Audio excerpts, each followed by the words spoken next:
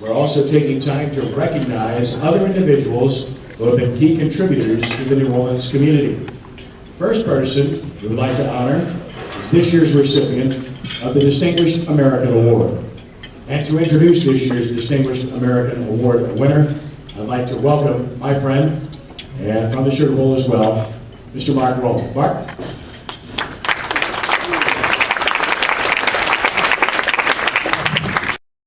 Kenny, I am most honored and pleased to introduce to you Darrell Berger, this year's recipient of the Distinguished American Award. Darrell is president and CEO of the Berger Company, a real estate development and investment firm based in New Orleans and operating in select markets around the country, particularly in retail, hospitality, and parking properties. His life is a role model for so many, and Darrell's actions give life to his commitment to servant leadership and to his constant and uninterrupted service to the city, our community, and the nation that he loves so much. Darrell has applied the tools of leadership in numerous ways.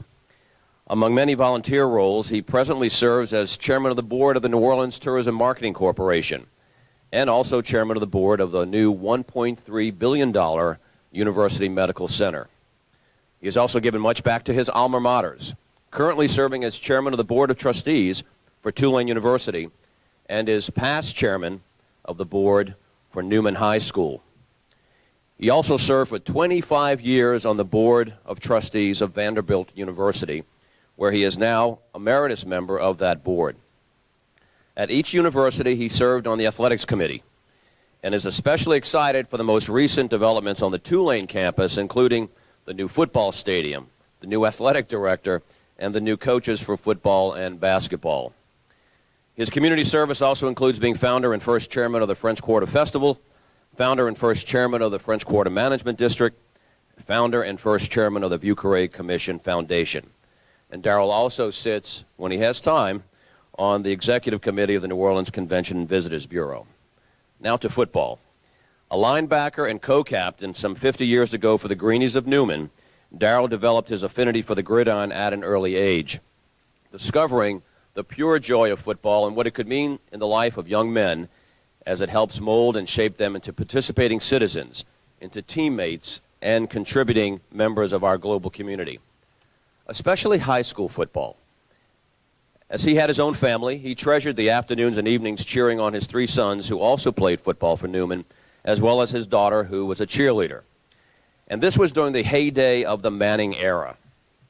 Darrell will proudly tell you that he attended every one of his son's games, and he will also point out that he witnessed every one of Peyton's 93 touchdown passes and Eli's 82 touchdown passes. And even to this very day, if his bride, Llewellyn, would allow it, he would still attend high school football games every weekend. He traces his love of competition and sports in general with his own experience in high school football, and he has always appreciated the life lessons learned from his coaches in the sport.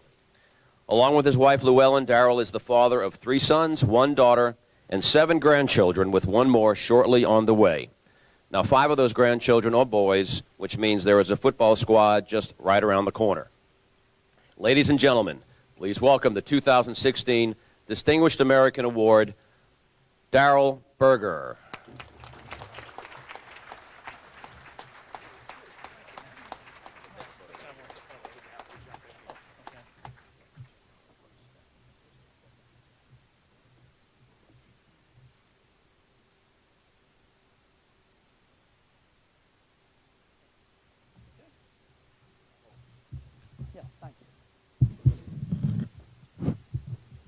Thank you for that kind introduction, Mark, and thank you for all your incredible work on behalf of this city and the Sugar Bowl.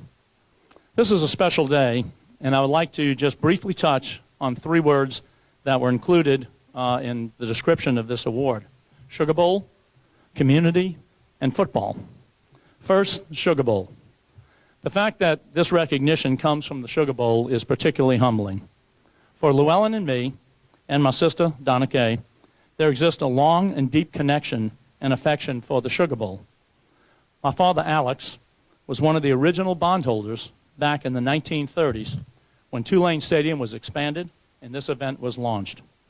My dad was then a young man, not yet 30, struggling to establish a small business on Canal Street. So I don't know why he bought these bonds or what he paid for them, though trust it was the height of the Depression, and I'm sure whatever it was a real stretch at the time. But I do know this. From that time forward, our dad was emotionally connected to the Sugar Bowl, and he beamed whenever he spoke about it or attended that event. And attend he did. He was there when Tulane beat Temple 20-14 on January 1, 1935. And except for a couple of years when he was away in the war, he attended every game thereafter for the next 50 years until he died in 1984. Along the way, our dad also passed on that same enthusiasm for the Sugar Bowl to us, and we began to attend games at early childhood. My first memory was the military pageantry surrounding the 1955 Navy-Ole Miss game. And there's so many other magic moments that I remember as a young person. Billy Cannon signing under the goalposts, our family favorite on January 1 of '66, when my sister, sitting out there, Donna Kay, as head cheerleader for the University of Florida, was down on the field of Sugar Bowl Stadium, leading the cheers for Steve Spurrier and the Florida Gators. In '70, Archie rolling out in the thriller against Arkansas, the epic Notre Dame-Alabama National Championship, and I could go on, but I'm revealing my age, and you get the point. So, to community. Apart from our fond personal memories, I reflect on what the Sugar Bowl has meant to this city. Other than Mardi Gras, I can't think of another event that is more embedded in the culture or more critical to the image of this city than the Sugar Bowl. And the incredible value to our hospitality industry cannot be overstated. Because of the Sugar Bowl, we start each new year with 60 to 70,000 or more visitors and a massive national television audience that brings incredible renown, glamour, and attraction to this great city. In addition, I know that none of this happens by accident. Perhaps in the early days, it was much simpler. But today, in this incredibly complicated and sophisticated marketplace, driven by media and money, it has taken unbelievable skill and tremendous business acumen to navigate and maintain the Sugar Bowl in its accustomed lofty position.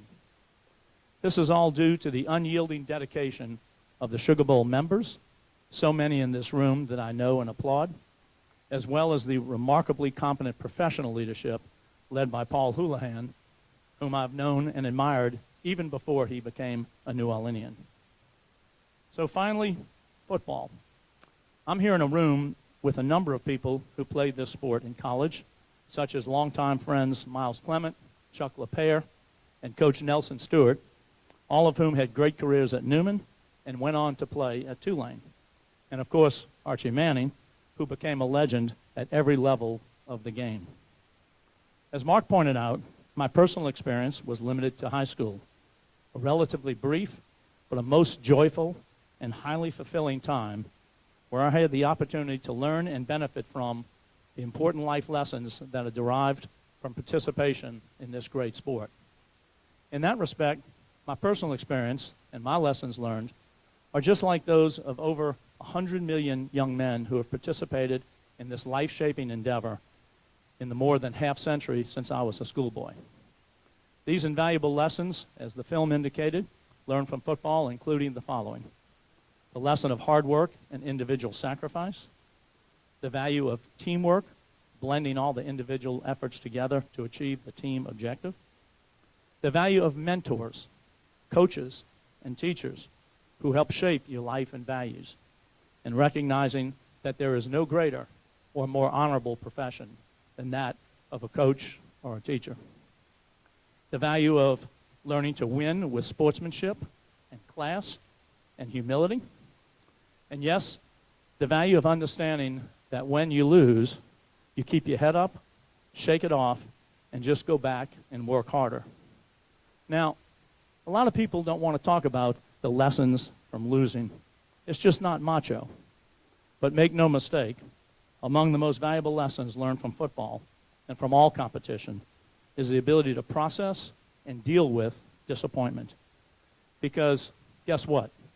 No matter how good your football team may be, in the game of life, nobody is going undefeated. In his recent retirement ceremony, Peyton Manning concluded his remarkable and memorable speech with this simple statement: God bless football. This was from the perspective, of course, of a person who was concluding a 28-year odyssey in which he defined the sport as arguably the best and certainly the classiest player to ever play the game. But I didn't hear Peyton say, God bless pro football or even college football, just football. Now, Archie, you can correct me if I'm mistaken, but my interpretation of those simple but profound words was that Peyton was paying homage to the game of football, to the institution of football, and to the joys, lessons, and benefits that flow to anyone who has ever participated in this great sport, whether you have achieved at the apex of the game or you're just a 135-pound high school freshman out there sweating in August, making a contribution, learning lessons. How appropriate, then, that these awards today are truly centered around these 37 young men up here, recognized by the National Football Foundation. Young men who have excelled in the game of football and have shown equally great promise for future success in the game of life. And how humbled and appreciative I am to be recognized by the Sugar Bowl, an organization that has done so much unbelievable work in the advancement of amateur football and the advancement of our great city. I'm truly honored to be included today. Please know that this is something I will always appreciate and cherish. Thank you.